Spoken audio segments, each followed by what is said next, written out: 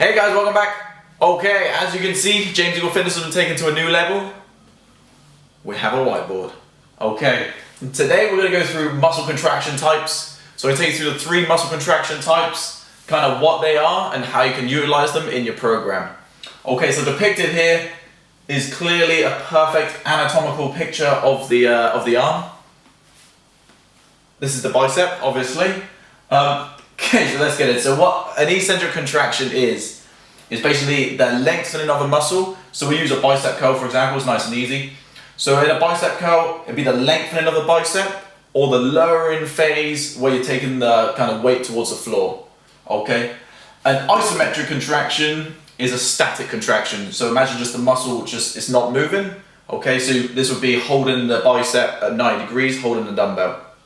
Okay, and concentric contraction, this is the shortening of the muscle or the upward phase of the bicep curl. Okay, so the eccentric contraction, you're actually 20 to 40% stronger in the eccentric contraction. So you've probably anecdotally felt this, for example, in a push-up. So lowering yourself towards the floor is a lot easier than pushing yourself away from the floor. So knowing this, you can utilize this in your training. So knowing you're stronger in certain positions. So for example, in a pull-up, lowering phase of a pull-up would be a lot easier than pulling up. So not many people can actually pull themselves above a bar, but a lot of people have the strength to lower themselves down.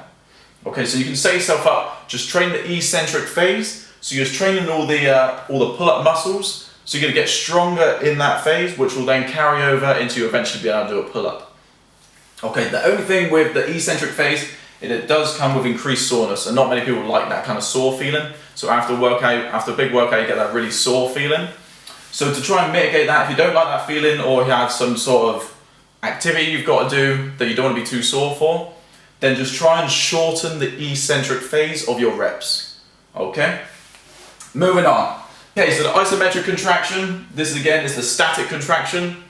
A great way I like to utilize isometrics is for sticking points. So a sticking point is essentially your weak area in your rep range. Okay, so again, using a pull-up for example, when pulling up towards a bar, a lot of people get stuck around this sort of area, trying to get their chin over the bar. So knowing that weak range, you can stick yourself in that position and just hold it. So this will be an eccentric contraction. Just get yourself in that position, hold it 10, 20, 30 seconds, however long. And this is going to build strength in that kind of small, weak range. So when you come to do a pull-up again, you should be stronger and be able to get through that sticking point. Okay, another great one is injuries. So again, take the arm for example. If you have an elbow injury, you can't take your arm through a full range of motion, but you still want to train your biceps, because everybody loves biceps. A good way to do it would be, for example, if you were to grab a towel. I've got a towel, 1 second. Okay, so a good way to do it would be to grab a towel. You can stand on one end, I don't know if you can see me. Stand on one end, grab the other end with your hand and just pull up. So my arm's not actually going anywhere. It's just isometric contracting. So you're still going to send a stimulus to the bicep, but you're going to protect the elbow. Okay, so this is a great one. You can do this with kind of all your joints. Last but not least is the concentric contraction. This is the shortening of the muscle. Okay, so this is what most people think of when you say muscle contraction. They'll do this. So concentric contraction is really kind of the measuring stick for kind of athletic performance. So how far you can throw, how high you can jump, how much you can bench, that's all kind of concentric. These two are obviously very important, but this one really kind of takes all the credit for it. So a way to utilize concentric contractions in your workouts would be to help with power. So for example, if you grabbed a medicine ball, you want to train horizontal kind of power or strength, then you grab a medicine ball, stick it here, and you're just going to push it away from you as fast as possible.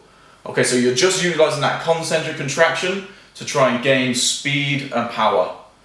Okay, so there are subcategories to all of this, which we can go into in a later video, but I hope that has helped. If it has, give it a thumbs up and hit the subscribe button. Cheers guys.